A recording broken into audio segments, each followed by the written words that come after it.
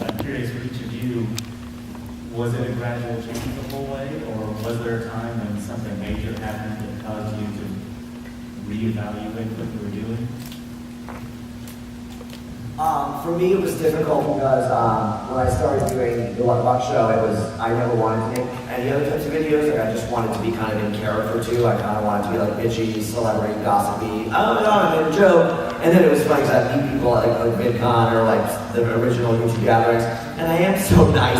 And I think they wanted me to be kind of like a bitch, and I'm like, I'm really nice. So I do think after the years of being What the Buck, it's hard to, I don't want to say it's not me, it's like any YouTuber, it's an exaggerated version of yourself, because if I was going to sit there on camera and talk, which I'm doing a lot on my new channel, literally there's no edits, I just sit there and take a video diary, which when you said therapeutic, it's so therapeutic. And I used to see other YouTubers spilling their guts and think, they need to keep a journal, they need to go to a therapist, like the world does not need to see this. And I started making these videos and I'm like, oh no, the world needs to see this. Like my dog died and I'm hysterical crying. And Jenna Marbles left a comment how important this video was to her. And I'm thinking, like you were saying, it is important because I didn't want to just be entertaining. I wanted to be an entertainment host. I didn't want to be a real person. I just wanted to have a normal life. Like people on TV, they do the news or they do a TV acting show and then they go home and they're a normal person. Whereas a YouTuber, you don't really have that luxury because you're filming at home. Your audience knows you so personally. So yeah, I definitely, so in terms of my content, was it gradual? Yes, it was definitely just chipping away at my own, as I became more 100% myself and I kept getting older, it was difficult to make videos going. I was talking to young teenage girls about Glee or One Direction or whatever, and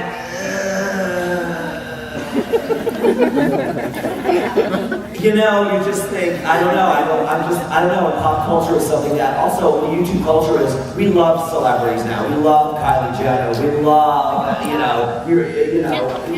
whoever the hell they are. We love all our YouTube stars. So there's something about a grown man making a video and making fun of like Selena Gomez being a bad singer. It's like there's something about that in 2016 it doesn't really translate because we love everybody who loves love and everybody gets a trophy and body positivity and everybody gets a singer.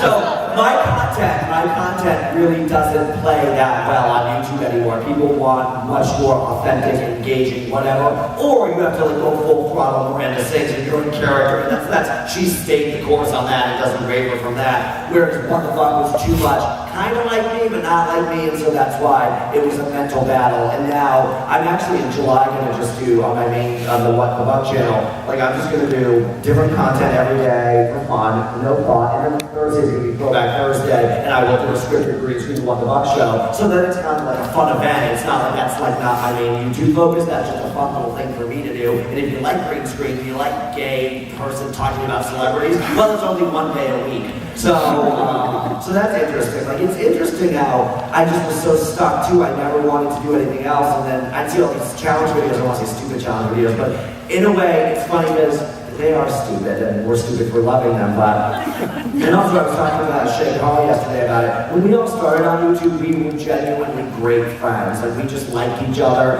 and we weren't looking for YouTube fame, or we weren't making a lot of money. Like it was just we were all great friends. And then now when you see like two of your favorite YouTubers and they're doing those challenges, promoting each other videos, it's lovely and they are good friends, but it is a business. So there's something about it that again, it's like, even when I'm doing videos now with friends, I don't say like, oh, let's collab, please promote me. I'm like, oh, just come make your video with me. Like it's not, and I know that's not great business strategy, but again, I don't know, I'm just rambling now. But I'm just saying like, YouTube has changed so much, and you have to be aware as the site changes, because for like 2012-13, I was still living in 2010-11. It's like, no, the site's not the same. The algorithm is different. People's viewing habits are different. The fact that people watch on mobile now way more is completely different.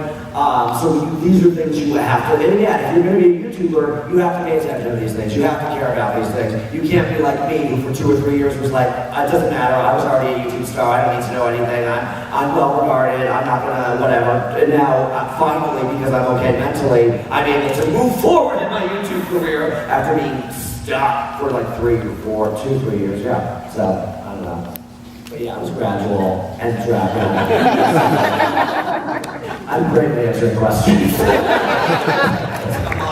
I am starting to do stand-up, so if you see me coming to your city, please come see me do stand-up. I'm hilarious. I talk about trying to pee in girls by mistake because I didn't know about ejaculation.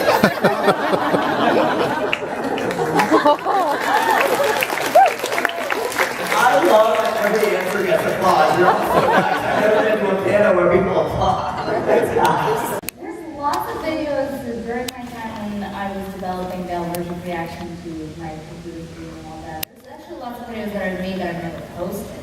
And do it, right? And when you look back, and a little inside, every time I make a video, I love it. And then I edit it, and then I watch it, and then before I upload it, I truly hate it. And I just put it out there, and I'm like, well, I hope it's okay, because I don't know how I feel about this anymore.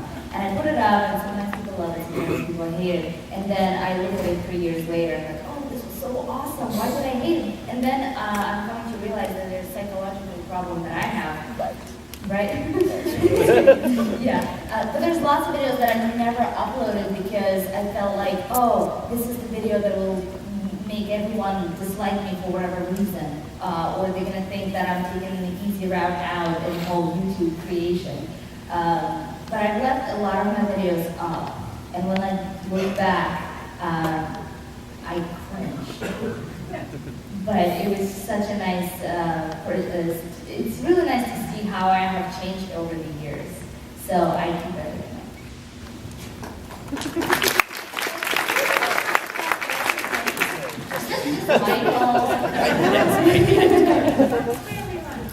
Yeah, there's some stuff that I definitely am embarrassed by from kind of early days, specifically my 303 parody. It's ridiculous. Like, I don't know what.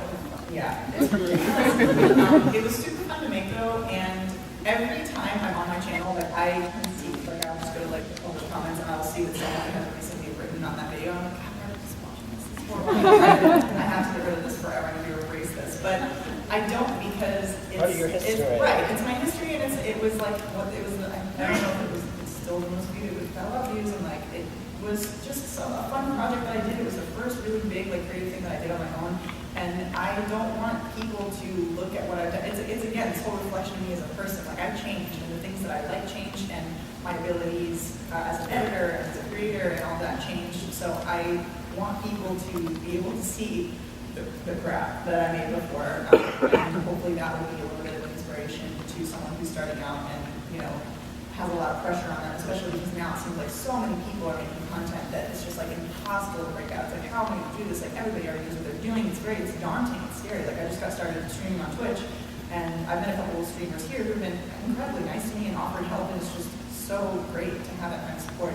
But it's freaking scary. Like it's a totally new beast. I don't know what I'm doing, but I am really like happy to do research and watch other people's vlogs and kind of see what other people have done on that platform, and I appreciate people who are willing to open up and talk about where they started, because it makes me feel less pressure and it makes me feel less afraid to make mistakes.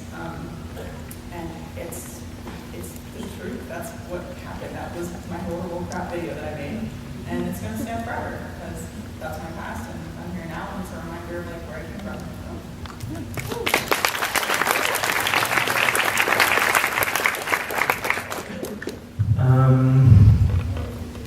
Yeah, everything I've ever made has been awesome.